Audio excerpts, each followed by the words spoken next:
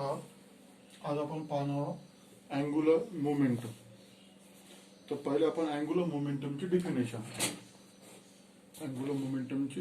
Definition पाहणार आहोत.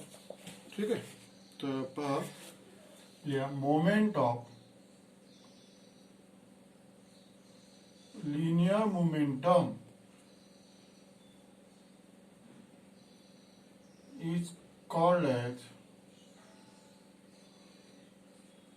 angular momentum. ठीक आहे. समजून सांगतो तुम्हाला.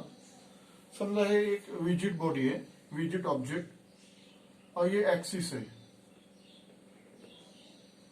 ओ बी, ये एक्सिस, और ये विजिट बॉडी ऐसे रोटेट करना है. ठीक है. तो देखो अभी समझो ये पॉइंट पी है, it is a point P समझो, और यहां पे मैं उसको ऐसा फोर्स लगा रहा in this direction. This is the application of, this is the point at which force is applied. जहां पे मैंने फोर्स लगा है, समझो ये F vector, force is applied in the direction. इसको पोजीशन वेक्टर बोलते हैं. It is known as a position vector. यानी ये जो है R vector, it is known as a position vector. Position vector drawn from axis of rotation to the point of application of the force. और ये जो बन गया है, ये perpendicular distance बन गया है. समझ में है ना. इट इज नोन एज ए ये जो यस है, ये परपेंडिकुलर डिस्टेंस है. ये perpendicular distance between point of application and axis of rotation. इसको अपन मोमेंट आर्म भी बोल सकते हैं. मोमेंट आर्म समजलं ना.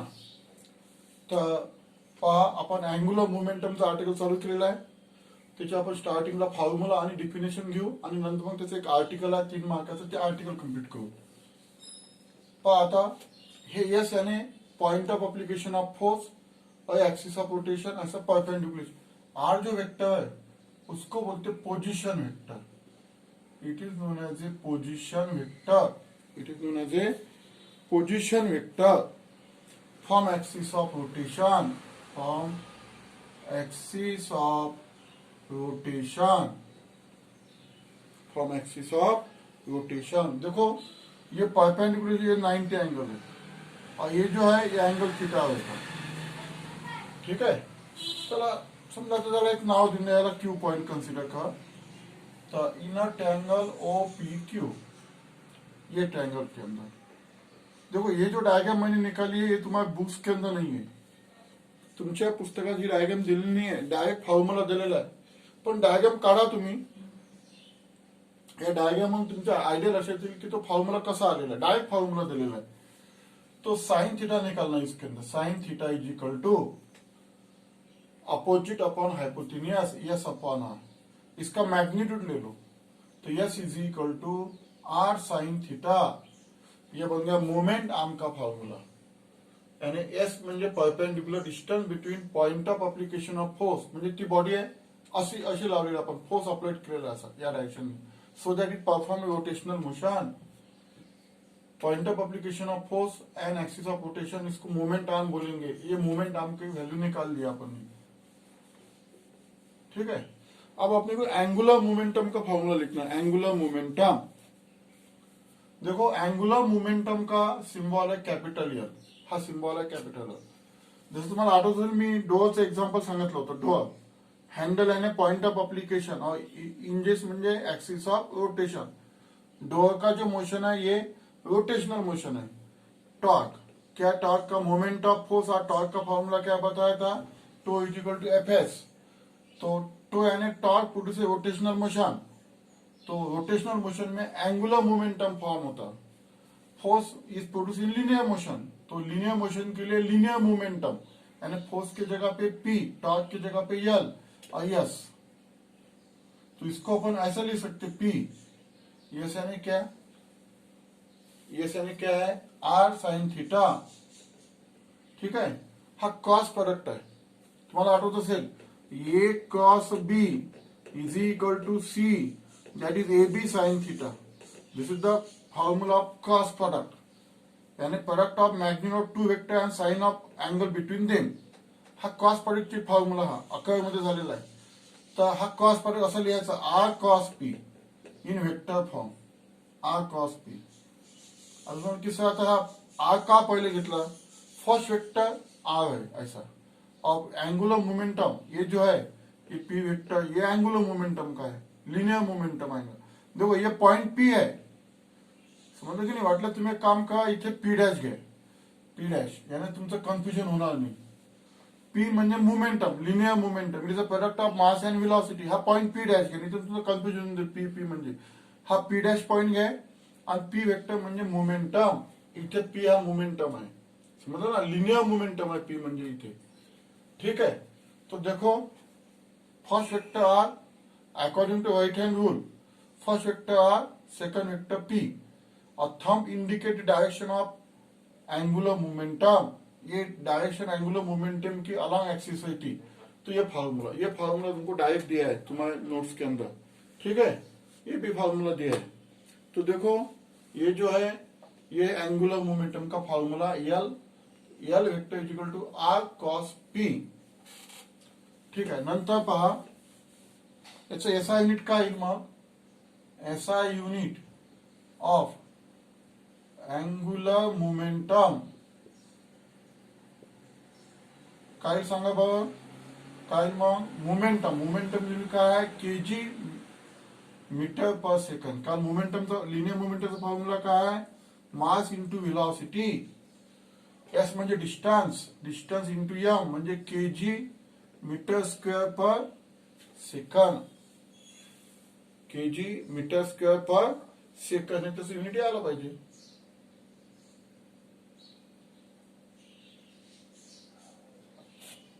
युनिट आपण नंतरही घेऊ शकतो, असा काही प्रॉब्लेम नाही. ठीक आहे, तर हे झालं त्याची डिफिनेशन.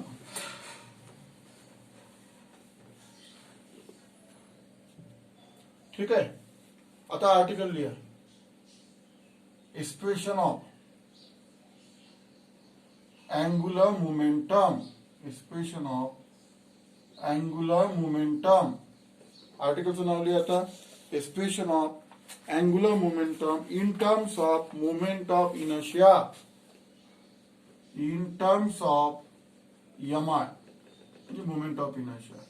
ब्रॅकेट मध्ये short L is equal to I omega. हा फॉर्म्युला आपला हा 3 मार्कासाठी आर्टिकल तुम्हाला बोर्डात विचारू शकतात.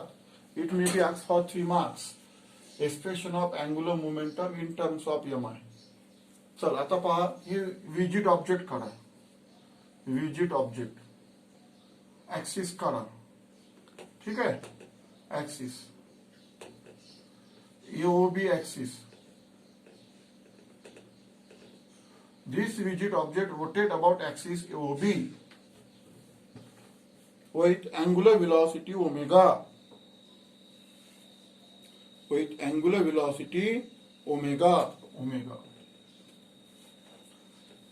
Consider rigid object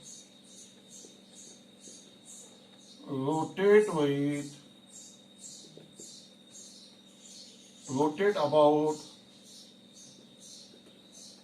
axis of rotation AOB. ठीक है, with angular velocity ओमेगा. ते कॉन्स्टंट अँगुलर व्हेलॉसिटी तुम्ही कॉन्स्टंट टाकू शकता, इथे तुम्ही कॉन्स्टंट टाकू शकता, कॉन्स्टंट एंगुलर वेलोसिटी ओमेगा. एक रिजिड ऑब्जेक्ट है, इसको अपन रोटेट कर रहे हैं अबाउट एक्सिस एओबी, यानी रोटेशनल मोशन एक्सिस पे ले रहे. समझे ना. अभी डिफिनेशन वो कंप्लीट हो गई तुम्हारी. अभी ये तुम्हारा आर्टिकल चालू है, expression of angular momentum in terms of MI, in terms of MI. तो ठीक है, L is equal to I omega. हा फॉर्म्युला आपल्याला प्रूव्ह करायचा आता. Angular momentum is a product of moment of inertia and angular velocity. ठीक है, तो देखो अभी now this rigid body consist of N number of particle. समझो ये m1 पार्टिकल है at distance r1, m2 particle है at distance r2, m3 particle आहे ऍट डिस्टन्स r3 असे दाखवून द्या वाटल्यास m3 पार्टिकल. तीन कोणते दाखवून द्या. Consider object consist of n number of particles.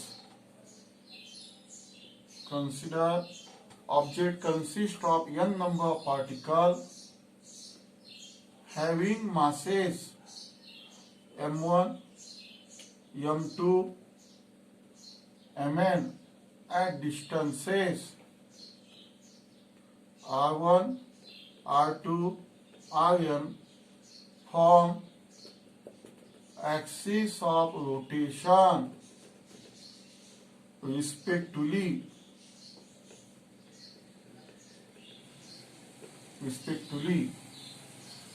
पहा ही rigid body n number of particle पासून बनलेली आहे. n number of particles. पहिल्या पार्टिकलचा मास m1, दुसऱ्या पार्टिकलचा mass m2 up to mn at distances r1, r2, r3. ठीक आहे. त्याच्यानंतर पहा आता ये जो विजिट बॉडी है ये रोटेशनल मोशन परफॉर्म करेल.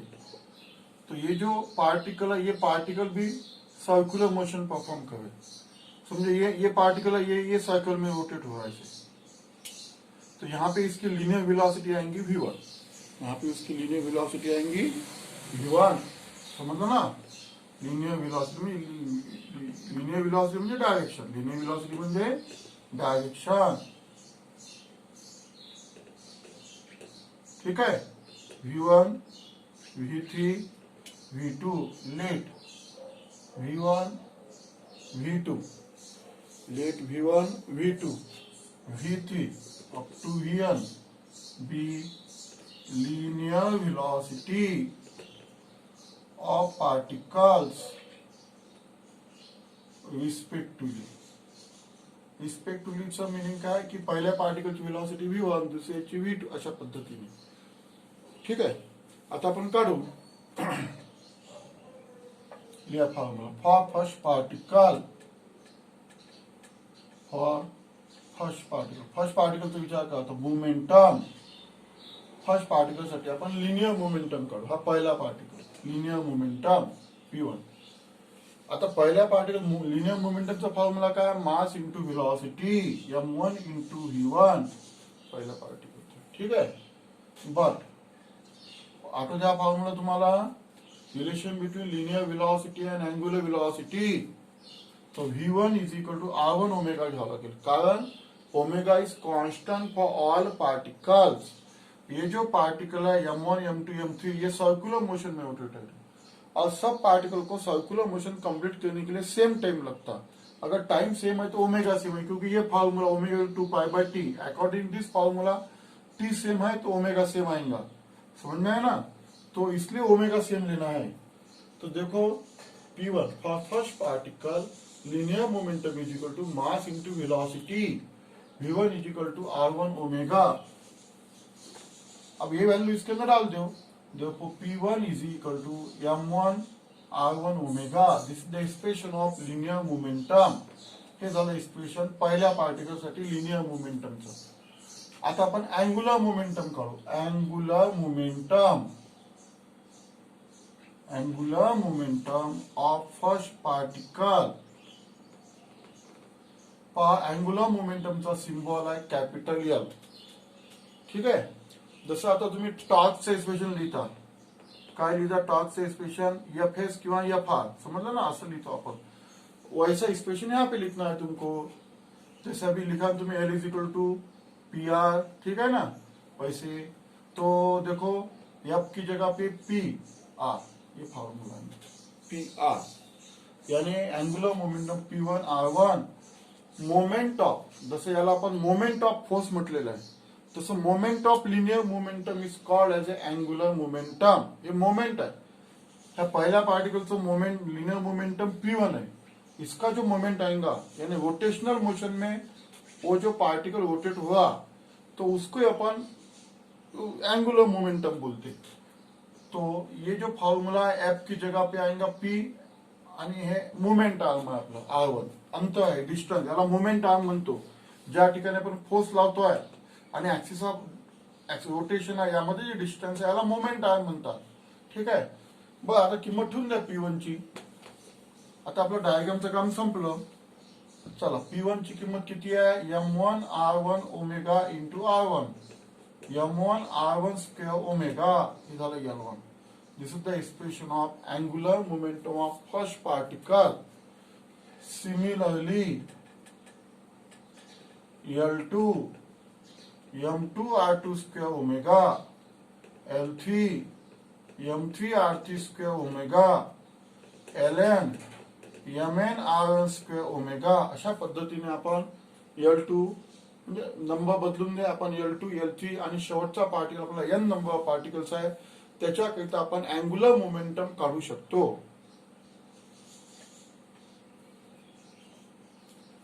त्याच्यानंतर आता आपल्याला पाहिजे total angular momentum. Total angular momentum ठीक आहे of object L is equal to total angular momentum पाहिजे आपल्याला. L इज इक्वल टू काय मग L1 plus L2 plus L3 up to Ln total angular momentum. त्याला किंमत ठेवून द्या M1 R1 square omega M2 R2 square omega plus up to Mn Rn square omega किंमत ठेवून द्या. Total angular momentum is equal to L is equal to L1 plus L2 plus that dash plus Ln.